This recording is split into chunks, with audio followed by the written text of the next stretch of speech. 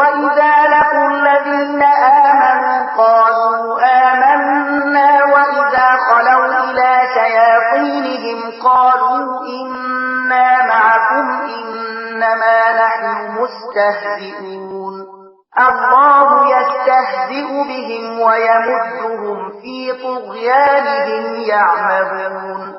کله چې دوی له مؤمنانو سره یو ځای شي نو وایي چې موږ ایمان راوړی دی، او کله چې په ګوښه ځای کې له خپلو شیطانانو سره یو ځای شي نو وایي چې په اصل کې خو موږ له تاسې سره یو، او په دې خلکو ملنډې وهو.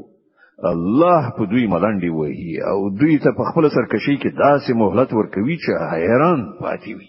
أولئك الذين اشتروا الضلالة بالهدى فما ربحت تجارتهم وما كانوا مهتدين.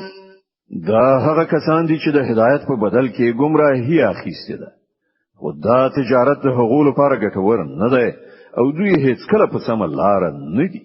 مثلهم كمثل الذي استوقد نارا فلما أضاءت ما حوله ذهب الله بنورهم وتركهم في ظلمات لا يبصرون. د دوی مثال داسې دی لکه چې یو څوک اور بل کړي او چې کله هغه ټوله شاوخوا رڼا کړي نو الله د دوی د سترګو بینایي ورنه واخلي او دوی په داسې حال کې پرېږدي چې په ترږمیو کې د دوی په سترګو هیڅ نه ښکاري. صم بكم عمي فهم لا يرجعون. دوی کاڼه دي، ګونګیان دي، ړانده دي، دوی اوس نه راګرځي. أو كصيب من السماء فيه ظلمات ورعد وبرق يجعلون أصابعهم في آذانهم من الصواعق حذر الموت والله محيط بالكافرين.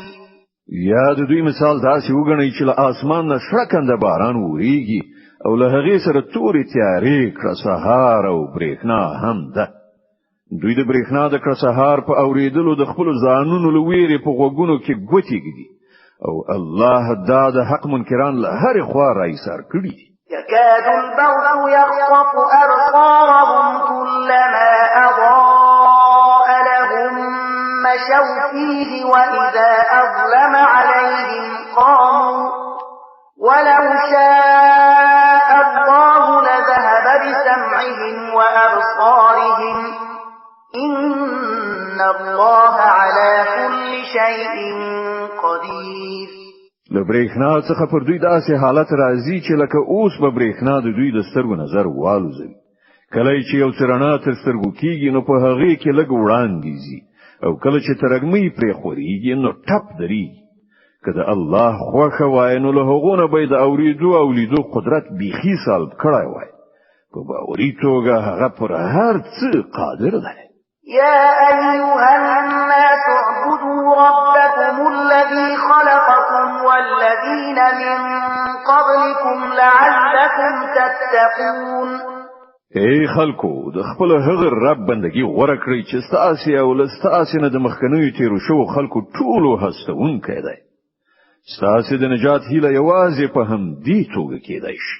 الذي جعل لكم الأرض فراشا والسماء بناء وأنزل من السماء ماء فأخرج به من الثمرات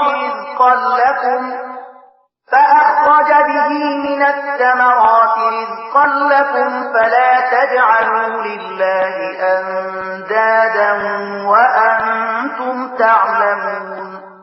ما غزات دی چې ستاسو لپاره زمکه فرش وغوړوله، اسمان چت جوړ کړ، لپاسه وبره وورولې او په هغه سره هر ډول حاصلات راوېستل، تاسو ته روزي ورسوله. نو کله چې تاسو په دې پوهیږئ نو نور د الله سیالان منګیری.